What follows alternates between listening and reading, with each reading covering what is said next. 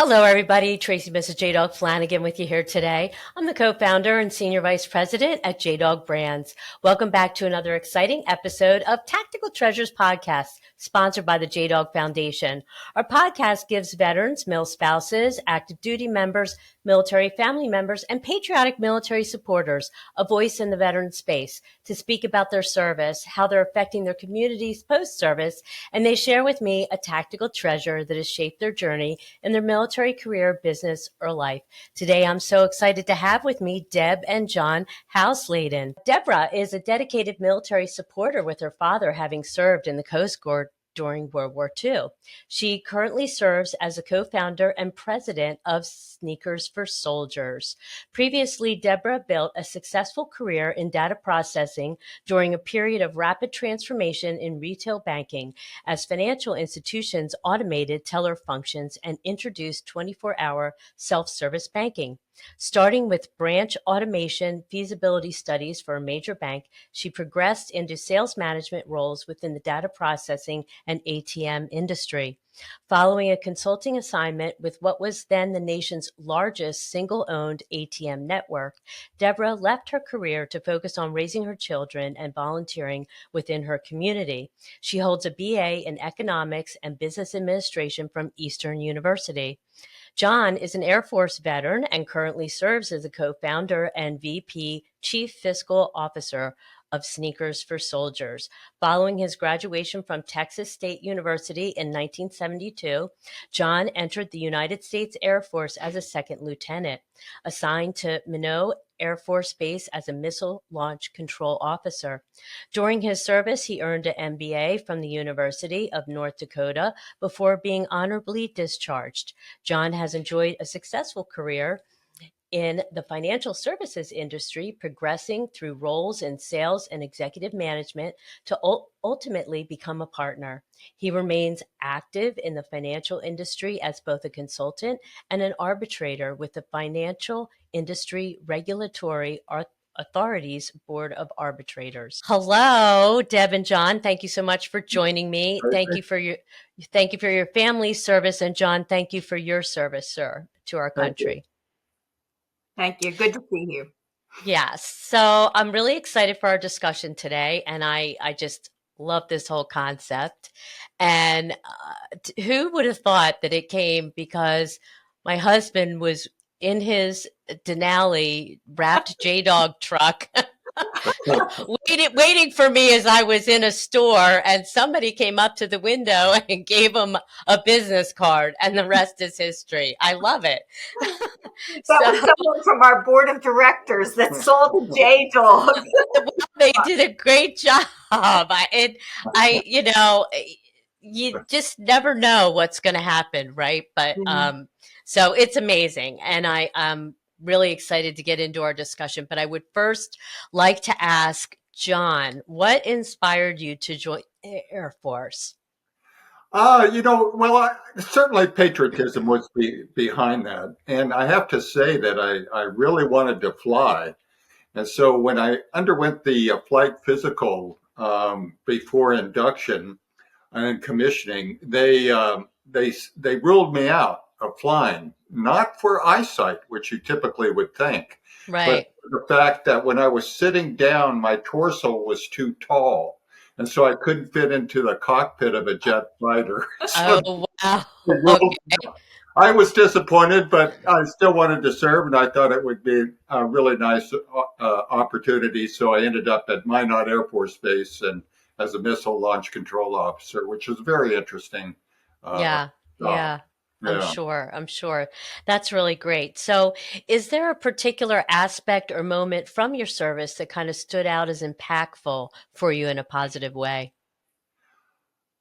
Yeah, there wasn't an instance once that really drove home the fact that we really are a powerful military. Now, I'll tell you very quickly what it was. As a launch control officer, you and your fellow servicemen would be down in a capsule and you'd be monitoring various communication means. And one night, late at night, when we were pulling a night shift down in the capsule, we heard come over HF radio in the clear a pilot requesting permission to land at Edwards Air Force Base, which is in California. Mm-hmm. And this pilot gave his coordinates where he was, requesting permission to land in 35 minutes. He wanted to land. We had access to worldwide coordinate books because of their targeting a missile. So just out of curiosity, we opened up the targeting book to find out where he was. At the time, bear in mind, he was going to land in 35 minutes at Edwards Air Force Base, totally across the continent. He was over New York City. And in 35 minutes, he was going to land in California. So that was the SR-71 spy aircraft, which shows you how impressive the United States military is, and technologically are way ahead of everybody else. And hopefully we'll stay that way too. Yes, yes. Wow. That's what an interesting story. It's amazing. But your dad's service was kind of interesting as well. So he served in World War II and he survived Pearl Harbor, right? You told me a really interesting story. Could you just briefly share that? Because I think it's so interesting. Sure. He was a Marine attached to the Oklahoma. And the Oklahoma, when she was hit, she rolled on her side. And he was down below decks at the time that the Oklahoma was bombed. And he led 2 or 3 other people out through the gun port below surface, got to the surface of the bay, and he was picked up by a tender boat that was picking up sailors that had been where the battleships had been destroyed in case of Arizona, Oklahoma, and Utah. And he was taken to Ford Island, and he was dropped off, and he was told to run to the airfield because that's where everybody was supposed to assemble.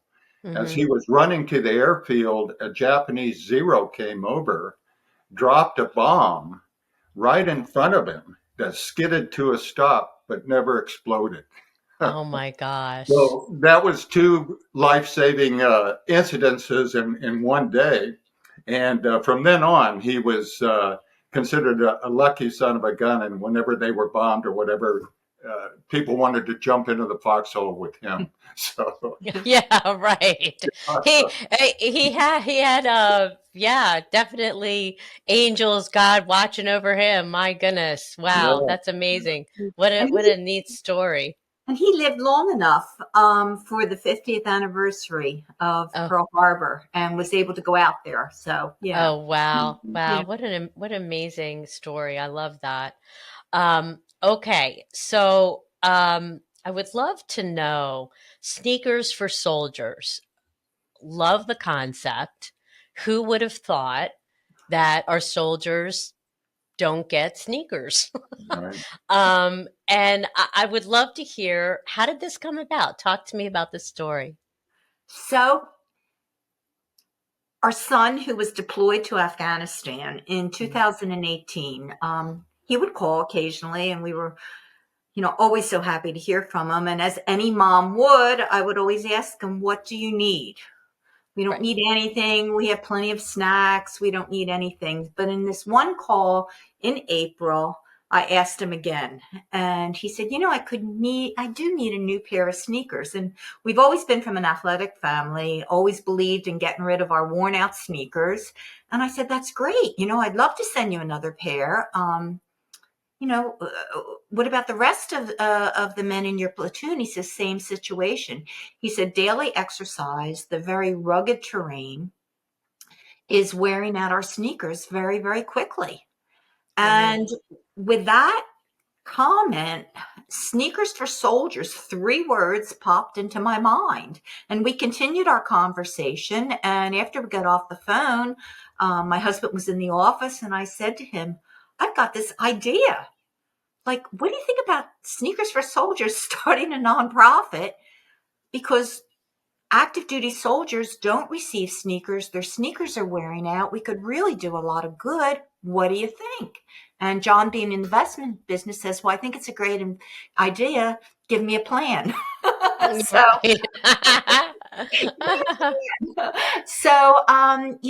We looked into to see if there were any other organizations that were doing what we do. there were none.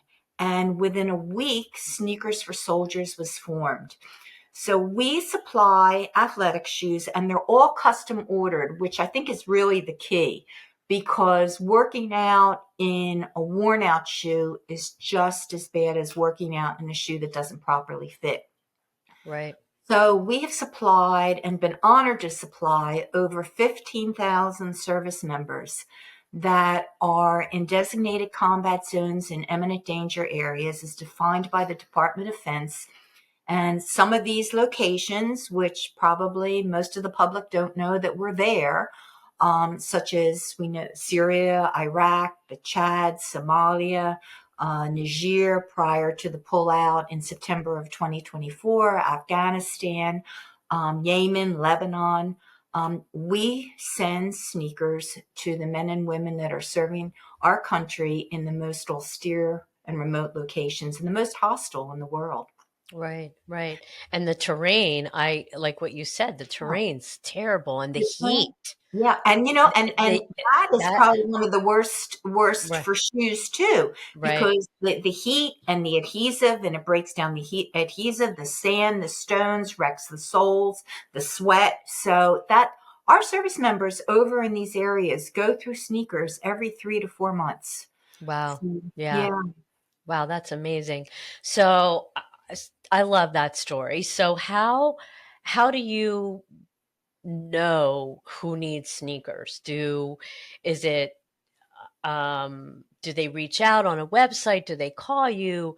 Do you have like just a running list of where you send so many sneakers a month? Or how does it Well, work? Well, I think when you have a nonprofit like we do, All of the above. all of the above, and word travels very, very quickly. And we have developed some incredible, all trust-based networks within the military. So we are contacted by them. We always have a wait list. And sometimes we ask them to prioritize, prioritize those most in need, whether it be lower ranking, those in the most austere locations. And, it's really word of mouth that the soldiers hear about us. We are supporting many soldiers because of the tempo of special forces. You know, Right. you know, a, a lot different tempo, a lot shorter deployments, but more frequent. So we've supported some of these soldiers in remote areas, since the days of Afghanistan. Um, Wow. so it's really been quite an honor to do that. Yeah, Yeah, and wow. one thing I think that is important about our program too, it's very customized, that they're able to choose the shoes that are best for us. We work with a company that's local, Bryn Mawr Running Company, who's our sneaker supplier, and they supply the sneakers to us at cost. And in addition to that, their cost, and in addition to that, we get some additional discounts to the manufacturers so that the donors that give us money. There's more shoe bought than if they went out and bought a shoe themselves for our soldiers, and the soldiers get to pick the shoe that's best for them because everybody's feet are different. Sure. So what's interesting, we just marvel at this. Over 15,000 service members and only 9 shoes have been returned for improper fit. I mean, isn't that Wow. an incredible That statistic? is Over because 15,000. yeah, because I was just going to ask you how does it fit and what if they need to return them and that sort of thing. So Yeah. that's Well, amazing that some of them that don't even get Hello, returned. viewers and listeners. Are you a military veteran or military family member and looking to own your own business? If so, go to JDog.com and check out our 2 veteran-focused franchises, JDog Junk Removal and Hauling and JDog Carpet Cleaning and Floor Care. Our franchisees nationwide are always looking to hire fellow veterans and patriots. JDog is the world's largest military franchise system with hundreds of locations nationwide. We are nearly 90% veteran-owned with the goal of reducing the veteran unemployment rate to under 1%. Check us out. Go to jdog.com to learn more. Now, back to the podcast. So Bryn Mawr Running Company is the only company that you work with? Yes, it's the only company that we work with. They do the ordering for us. They receive the shoes, give us a place to tag the shoes, and also ship the shoes. And the tagging of the shoes is really important I because was it's going to one, just ask about that. Yeah. just love it. Because it's one way to connect all these grateful Americans from all and organizations from all 50 states that have donated through to the Sneakers for Soldiers program. On every tag, there's a donor's first name and city and state. So, can you imagine a group, a team opening up in a box and seeing that there's people from all over the country that are supporting them? So that's further personalized the gift of a pair of sneakers. Oh, wow. I love that. That is really neat. We sent some So, shoes over from the Philadelphia Phillies, okay. their donation, and the servicemen, joking, of course, came back, said, "But I'm a New York Mets fan." Oh. But they were Oh, thrilled to get the Phillies. As a matter of fact, they right. sent a flag that was flown in honor of the Phillies for their Oh, contribution of their shoes. They oh, sent, wow. which was really pretty cool. So it does, oftentimes, there's a back and forth, which is really special. That is really neat. Yeah. Um, so it like for somebody like myself, a civilian, like if I thought, oh wow, this is really, really neat, I'd love to get involved or I'd love to donate. Can I get involved? Can I donate? Can I do both? Um, because of who we support and their missions, there's only about 4 or 5 of us that do the tagging and have information on the soldiers. Oh, Um, okay. so people say, "Oh, can we help tag?" But we keep that information very, very confidential. Hmm. But we love people to get involved. We have had so many organizations and people that have done fundraisers for us, schools, runs, all different types of creative ideas to help raise money from their organization. We love that, and we work with them. And also, you can make a donation to Sneakers for Soldiers and go on our website, and we accept checks or through PayPal. That is really the best way that people can help support us, is Okay. because of the money that we receive. Then we go and purchase the sneakers at a tremendously discounted rate. Right, right. That's great. Thank you for that information. Um, okay, so this has been really awesome. But we come to the time in the podcast where I need to ask you both about what is your tactical treasure. So, John, please, would you go first? I would love to hear what you're going to share with us today. I, I think that I'm going to let Debbie tell the main one, but Okay. certainly a tactical treasure that has been developed and been discovered, I think, with this program has been empathy. Mm, When you think about the locations that these people are in, the tours. In many cases, we have someone who's become a very good friend who is on his 9th tour, or mhm. actually just got back from his 9th Hmm. tour. That's pretty Wow. remarkable when you think about it. So Yeah. you really have to. I think the tactical treasure for me has certainly been empathy Hmm. for what these Yeah. soldiers go through nowadays. Yeah, Yeah. yeah. That's I, great. I would agree with that. I would agree with that too, and have a couple things to further discuss that. Yeah. What's your Yeah, tactical so treasure, my Deb? typical treasure, and when I mentioned it to John, you also said, "Well, that's kind of that's mine too." And Tracy, you're going to relate to this because my tactical treasure, an intangible, and I also have a tangible, but is an idea. Mm, And you can relate to that, with your and your husband's idea with JDog, with Tactical Treasures podcast. So when I really thought about that, and I loved the question, it's an idea mhm. because you can do so much with an idea when you have an idea. you can embrace it. You can get rid of it, but you can embrace it. You can tweak it. You can nurture it. You can ask for help with your idea and not be embarrassed of your idea, because I think if you don't do something with your idea, then you're always going to have regrets. And it just so happened that Sneakers for Soldiers, which has just been an incredible, incredible journey, not just for us, but for our donors and especially for our service members, all started with an idea. Right. And, and we asked for a lot of help. And John can tell you one or two situations when we first started out, because within a week we had it up and running.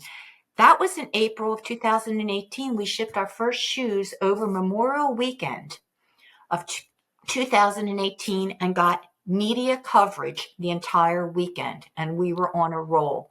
Wow. So I think the other takeaway from an idea is don't be afraid to ask for help in anything. And we learned that through our idea. So I would say any idea, Right. is really my tactical treasure. Wouldn't you say that in terms about helping too? Help Right. was very important. We wanted to do this in a professional way. One of the first steps we had to do was to make sure that people had the ability to deduct their donation. So we went to our church and set up a sub account with our mission committee to where people could make a donation in Sneakers for Soldiers names, but actually be the check be deposited with the mission committee, and then they would form it. So we were able to get the tax deduction. It was, I guess, a few months, 6 or 7 months before we formally had our 501c3 set up, to where, of course, people now, all donations are tax deductible. Right. I think also, too, once again, with this theme, we wanted to be professional and very transparent with the authorities, whether it's the IRS, whether it's the Pennsylvania Department of State, who registers charities and so forth. We wanted a recognized accounting firm to do our accounting, auditing, and publish our financial statements, which we have too. And then the attorney that helped us out. Right. And then the marketing company. I called. I like this marketing company, Navitas. They're in Montgomery County. Told him what we were doing, and he's like, I want to help. And they've been with us from the very beginning. Have done tremendous, branding for us, which is so important. Right. Sure. Branding in the website. So I think that was in terms of asking for help was a result of that tactical treasure idea. But I want to take your tactical treasure one step further, because I just love that. And that is, I have a tactical treasure chest. And I didn't realize it was my treasure chest until you posed that question. And I'm going to read it. I keep it in my wallet. I've kept this in my wallet since December of 2018. And this is a result. This is tactical treasure. This is a tangible that I can look at and I can read, and I carry it around with me. Mm-hmm. And this was written by a soldier. His team was in a very, very remote camp in Afghanistan, and they received the shoes from us. And I'm going to read this to you because this is the first one in my tactical treasure chest. To you, it may seem like a small thing, but I feel that a lot of Americans seem to have forgotten about the service members. However, when you go out of your way to coordinate such a great program, it humbles me.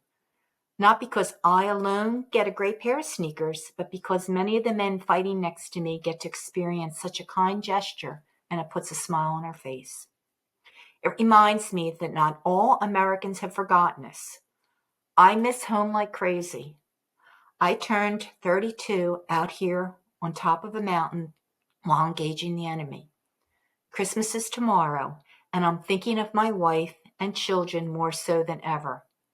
What keeps me going is my God, my family, keeping ISIS away from America, and knowing that people like you support us out here.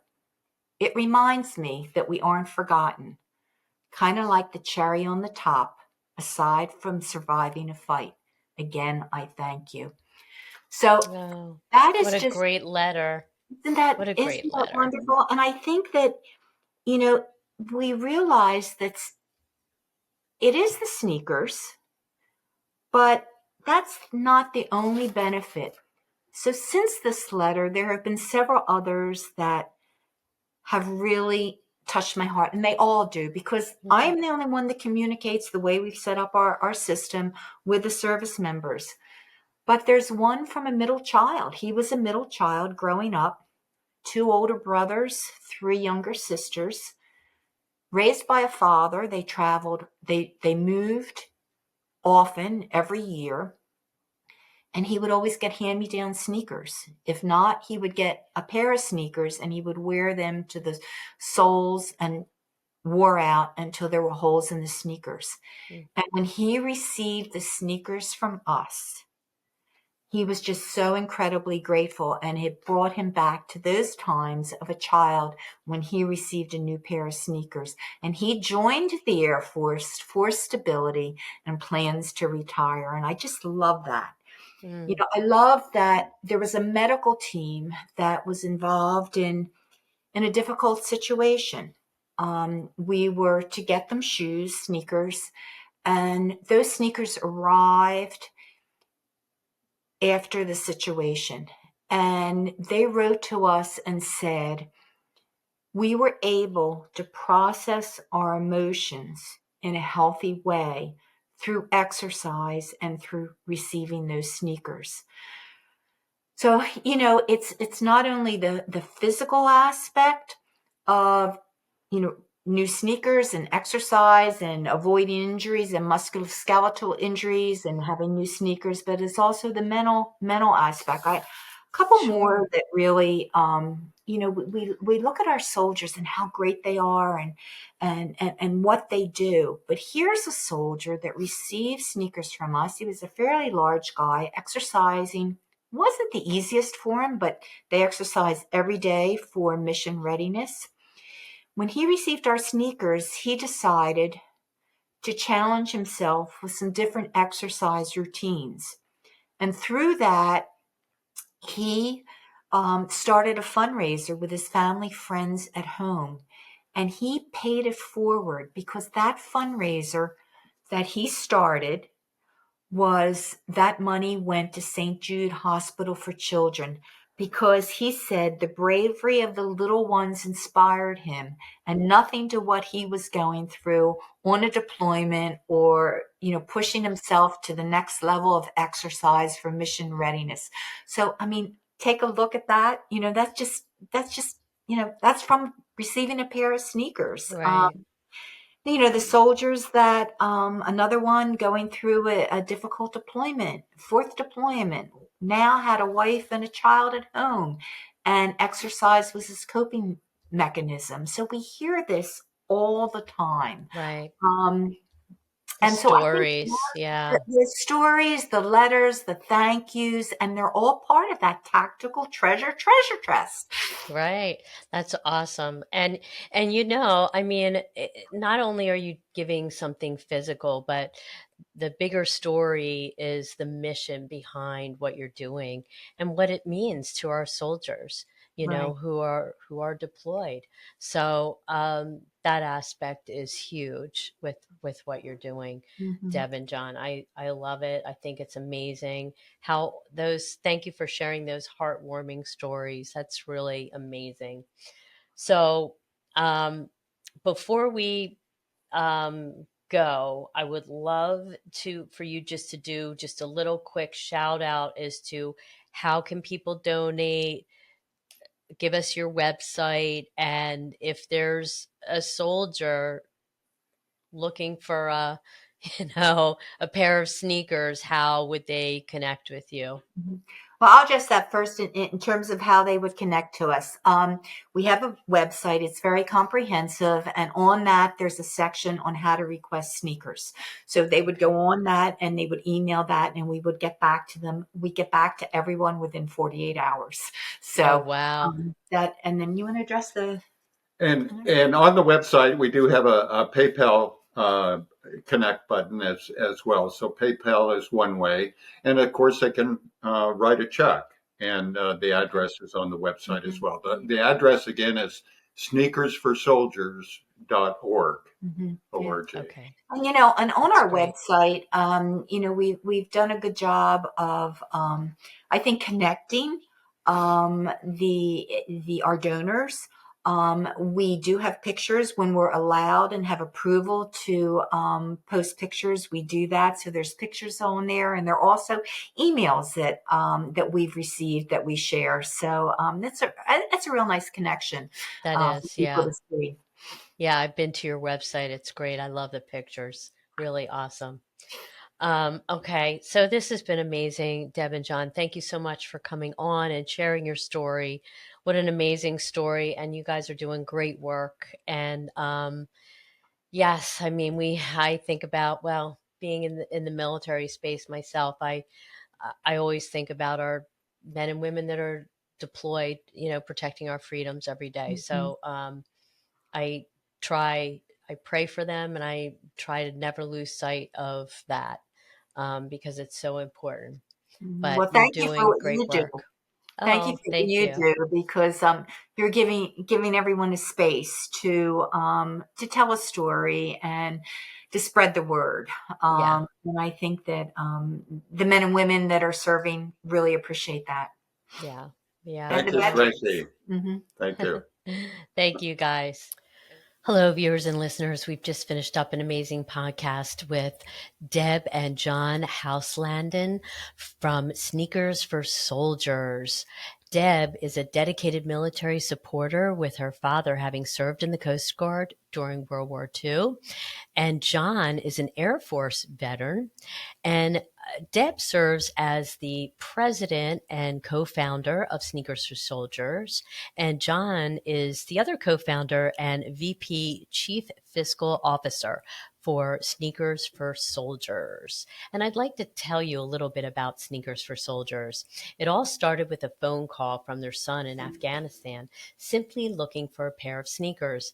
After realizing that deployed soldiers aren't provided with sneakers, John and Deborah were determined to find a way to help.